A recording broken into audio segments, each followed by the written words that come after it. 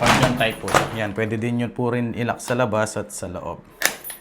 Yan, napapalit po ni ma'am.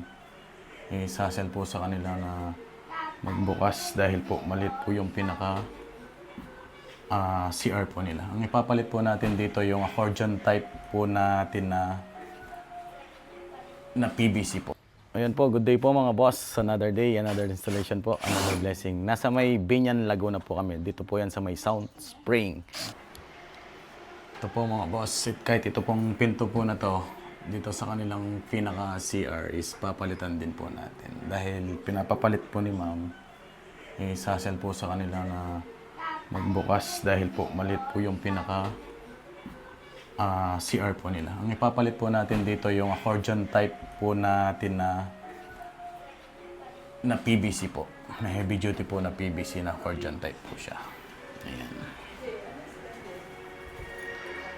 Papalit po natin dito yung ating pa-slide po na accordion type.